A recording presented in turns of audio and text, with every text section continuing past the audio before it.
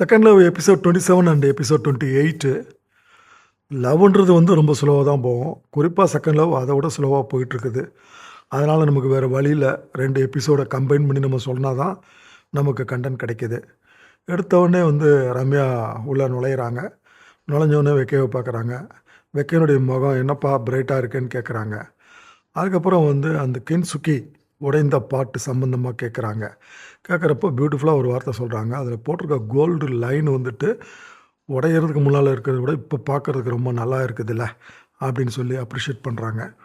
அதுக்கப்புறம் பிரியங்காவை கேட்குறப்போ பிரியங்கா சொல்கிறாங்க, சண்டைக்கு பின்னால் நாங்கள் சமாதானம் ஆகிட்டோன்றாங்க.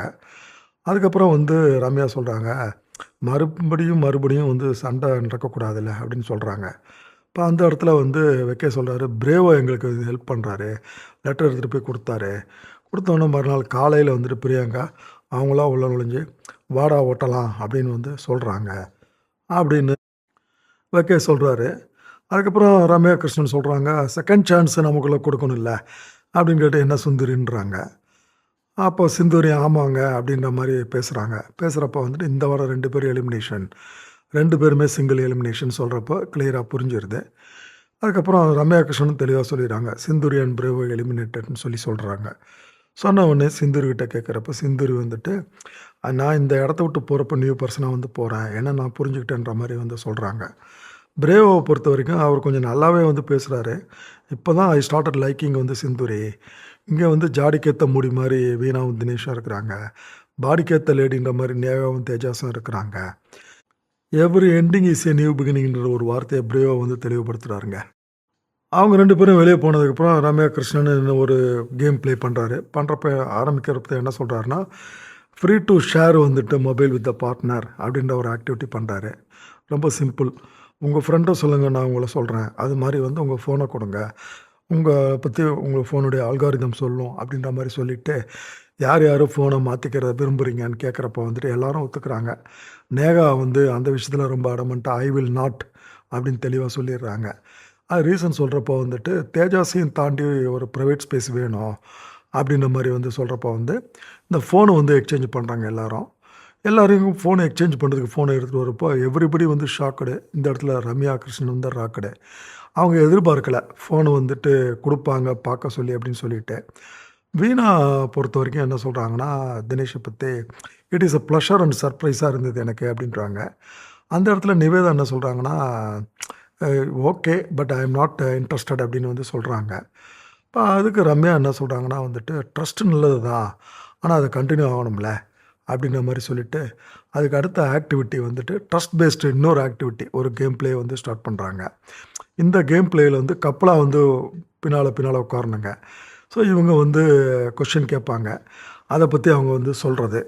ஸோ இது வந்து ஒருத்தருக்குமே வந்து 2 பாயிண்ட்டு இல்லைனா ஒரு 3 பாயிண்ட் இந்த மாதிரி வந்து கேட்குறாங்க ரம்யா.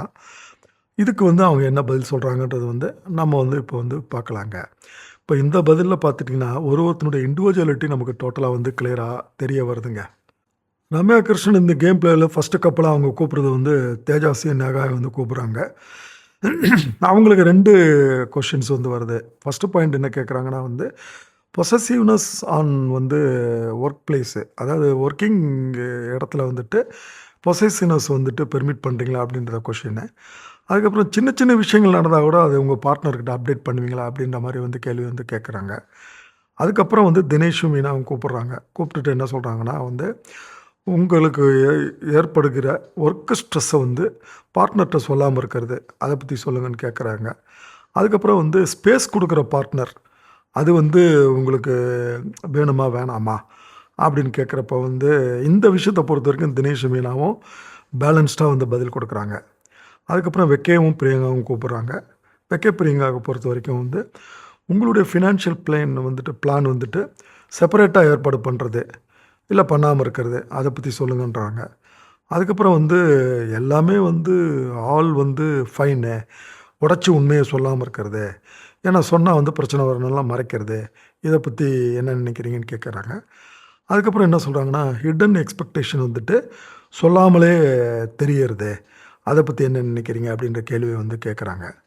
அதுக்கடுத்து வந்து நிவேதா ஆபித் ஜோடியை வந்து கூப்பிட்டுட்டு வந்து குட் டே பெட்டர் டே அப்படின்னு வந்து நீங்கள் வந்து சொல்கிறது வந்து அதை வந்து ஆக்குறது வந்துட்டு ஃப்ரெண்ட்ஸா இல்லைனா பார்ட்னரான்ற கேள்வி கேட்குறாங்க. அதுக்கப்புறம் பார்ட்னருடைய பெஸ்டி வந்துட்டு அவங்கள வந்து கட் பண்ணுறது முக்கியமான விஷயங்கள்ல. அதை பற்றி சொல்லுங்கன்னு வந்து கேட்குறாங்க. அதுக்கப்புறம் ஃபைனலாக ரெக்ஸும் மோனிஷாவும் கேட்குறப்போ வந்துட்டு, பார்ட்னர் உங்கள் ட்ரெஸ்ஸை சேஞ்ச் பண்ண சொல்லலாமா? அப்படின்னு வந்து ஒரு கேள்வி கேட்குறாங்க. அதுக்கப்புறம் அந்த பேர்கிட்ட வந்து ரிலேஷன்ஷிப்பில் வந்து மீ டைம், அதாவது குறிப்பாக சொல்லணும்னா பர்சனல் டைம், இது முக்கியமா இல்லையா? அப்படின்ற கேள்வியை ரெக்ஸு மோனிஷா கிட்ட வந்து கேட்குறாங்க. இவங்கள பொறுத்த வரைக்கும் வந்துட்டு அவங்க 50-50ன்ற மாதிரி வந்து பதிலை சொல்கிறாங்க. அடுத்த எபிசோட் 28 பிகினில் ரம்யா கிருஷ்ணன் வந்து ரிலேஷன்ஷிப்பை வந்து கொஞ்சம் நேரம் பேசுகிறாங்க. அதுக்கு ஸ்பேஸ் கொடுக்கணும், அதனுடைய இம்பார்ட்டன்ஸ்லாம். அதுக்கப்புறம் அவங்க ஃபஸ்ட்டு பேரை வந்து கேட்குறாங்க தினேஷ் வீணா கிட்ட. ஒரு ஸ்லைட் கிராக் இன் ஹார்ட்டு, இது எப்படி ஆச்சு அப்படின்னு கேட்குறப்போ வந்து அவங்க அதை ஒத்துக்கிறாங்க. அது நாங்கள் வந்து பேசி பேசி சமாதானப்படுத்திக்கிட்டோம் அப்படின்னு சொல்கிறாங்க. சொல்கிறப்போ வந்து ரெக்ஸ் வந்து உள்ளே வந்து பிரச்சனையாச்சே, அதை எப்படி மேனேஜ் பண்ணீங்கன்னு கேட்குறாங்க.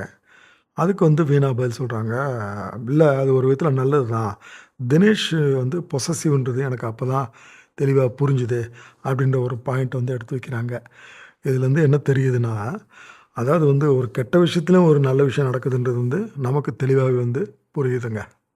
அதுக்கு அடுத்த பேர் ஆபிதன் நிவேதாவை கூப்பிட்றாங்க. கூப்பிட்றப்போ ரம்யா தெளிவாக சொல்கிறாங்க, உங்களுக்குள்ள இஷ்யூஸ் இருக்கா, ஆனால் ரிசால்வ் ஆக மாட்டேங்கிறத அப்படின்னு சொல்கிறப்போ வந்து ஆபிது வந்துட்டு, ஆமாங்க அது வந்து இப்போது ரிசால்வ் ஆகிடுச்சு, கிளாரிட்டும் ஆகிடுச்சு, ரொம்ப இன்டென்ஸாக எங்களுக்குள்ளே வந்து கன்வர்சேஷன் ஆச்சு, அதுக்கப்புறம் நாங்கள் உட்காந்து செட்டில் பண்ணிக்கிட்டோம் அப்படின்ற மாதிரி வந்து ஒரு பாசிட்டிவான ஒரு நோட்டை எடுத்து வைக்கிறாரு.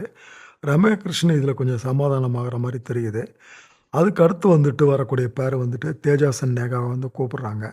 கூப்பிட்றப்போ வந்து தேஜாஸ் வந்துட்டு தெளிவாக வந்து கேட்குறப்போ ஆர்ட்டை பற்றி கேட்குறப்ப சொல்கிறாரு, மிஸ் அண்டர்ஸ்டாண்டிங் இருந்தது, டியர்ஸ் இருந்தது, வலிகள் இருந்தது, ஹாப்பினஸ் இருந்தது, ஃப்ரஸ்ட்ரேஷன் எல்லாமே எங்களுக்குள்ளே வந்ததுங்க அப்படின்ற மாதிரி சொல்கிறப்போ வந்துட்டு இந்த இடத்துல வந்து நேகா சொல்கிறாங்க, ஆனால் நாங்கள் வி போத் ஆர் வெரி இன்டென்ஸாக அதை உட்காந்து பேசி தீர்த்துக்கிட்டோம் அப்படின்ற மாதிரி வந்து ஒரு பாயிண்ட்டை எடுத்து வைக்கிறாங்க.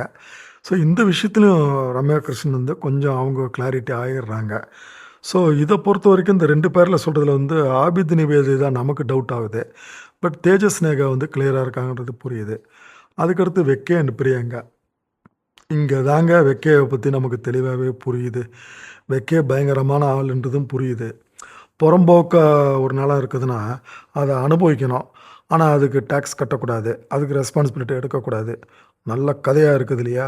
அது மாதிரி தான் நம்ம வெக்கே. பிரியங்கா ரொம்ப கிளியராக இருக்கிறாங்க. நம்ம இதுக்கு முன்னால் எபிசோடில் பிரியங்காவை தப்பாக நினச்சோம். பட் எல்லாத்தையும் ரப்பர் போட்டு பிரியங்கா அழிக்கிறாங்க. டேய் நீ தப்பாக நினச்சா நாடா பொறுப்புன்ற மாதிரி வந்து ரப்பர் போட்டு அழிக்கிறாங்க. இந்த இடத்துல வந்து வெக்கே கொஞ்சம் சில ட்ராமாலாம் போடுறாரு. டக்குன்னு வந்துட்டு ஸ்லைட்டாக வந்து பிரியங்காவை கட்டிப்பிடிக்கிறாரு. கட்டிப்பிடிக்கிறப்போ வந்து ரம்யா எல்லோரும் வந்து சிரிக்கிறாங்க. அப்புறம் ரம்யா கேட்குறாங்க, ஐ எம் நாட் மெச்சூர்ட் எனஃப்னு சொன்னீங்க அப்படின்னு அந்த வார்த்தையெல்லாம் கேட்குறப்போ வந்துட்டு வெக்கையை வந்து என்ன சொல்கிறாங்கன்னா, பிரியங்கா அடிக்கடி இன்டென்ஸாக கோவப்படுறாங்க, அதான் எனக்கு பிரச்சனை அப்படின்னு சொல்கிறப்போ பிரியங்கா ஒரு வார்த்தையை பிடிச்சிடுறாங்க. இருக்குது எங்களுக்குள்ளே, ஆனால் இல்லை அப்படின்னு சொல்கிறப்போ வந்து 100% இப்போவும் பிடிக்கும், ஆனால் இவங்ககிட்ட வந்து நான் என்ன எதிர்பார்க்குறேன்னு அப்படின்னு ரொம்ப பேர் கேட்குறீங்க, நீங்களும் கேட்டுக்கிட்டு இருக்கிறீங்க. நான் உண்மையை தான் எதிர்பார்க்குறேன், இப்போ சொல்லுங்கள் எனக்கு 100% அஷூரன்ஸு அப்படின்னு கேட்குறப்போ தான் வெக்கே பயங்கர உஷாருங்க. எல்லா கேமரா முன்னாலே எல்லாத்தையும் வந்து சொல்லிவிட்டு அது வந்து லீகல் ப்ராப்ளம் ஆயிரும்னு சொல்லிட்டு படு உஷாரு. கழுவுற மீனில் நழுவுற மீன் மாதிரி போகிற மாதிரி நமக்கு தெளிவாக புரியுது. அஷூரன்ஸ்லாம் கொடுக்க முடியாது, ஆனால் ஆகுங்க அப்படின்னு சொல்கிறப்போ வந்துட்டு இந்த இடத்துல வந்துட்டு ரம்யா கிருஷ்ணனுக்கு நமக்கு தெளிவாக வந்து புரியுது. இந்த மேட்டரில் வந்துட்டு வெக்கே கொஞ்சம் டல் ஆகிறாரு. இந்த இடத்துல வந்துட்டு நேக்கா பிரியங்கா கிட்ட போய்ட்டு எனக்கு ப்ரெஷர் போடாத அப்படின்னு சொல்லிட்டு அங்கே வந்து பிரியங்காவை போட்டு அடக்கணுன்ற மாதிரி வந்து பார்க்குறாரு. இது வந்து வெக்கையனுடைய இமேஜ் மட்டும் இல்லைங்க, வெக்கே வந்து இத்தனை நாள் வந்து நடந்துக்கிட்டது எல்லாமே வந்துட்டு எந்த அளவுக்கு ஆக்டிங்கிறது இப்போ தான் நமக்கு எல்லாருக்கும் புரியுதுங்க. அதுக்கப்புறம் மோனிஷா ரெக்ஸு இந்த கப்பல் வராங்க. இதில் தெளிவாக வந்து ரெக்ஸு சொல்லிடுறாரு, எங்களுக்குள்ளே வந்து 100% கிடையாதுங்க, 50-50% தான் செட்டில் ஆகிருக்குது, 1% கிளாரிஃபிகேஷன் இருக்குது அப்படின்னு சொல்கிறப்போ வந்துட்டு ரம்யா கிருஷ்ணன் தெளிவாக சொல்லிடுறாரு. சொல்கிறப்போ என்ன சொல்கிறாங்கன்னா 3 கப்புள்ஸ் தான் வந்து eligible for 5th week. So இந்த எபிசோடை பொறுத்த வரைக்கும் வந்து ஆபித் நிவேதிதா அவங்க வந்து கொஞ்சம் கிளாரிட்டி இருக்குன்றாங்க. பட் மோனிஷா ரெக்ஸ் வந்து 1% டவுட் இருக்குன்னு சொல்கிறதுனால தே ஆர் எலிமினேட்டட்னு அனௌன்ஸ் பண்ணுறாங்க. அனௌன்ஸ் பண்ண உடனே வந்து பிரியங்கா வந்து அழுக ஆரம்பிக்கிறாங்க. ஏன்னா நமக்கு தெளிவாக தெரியுது.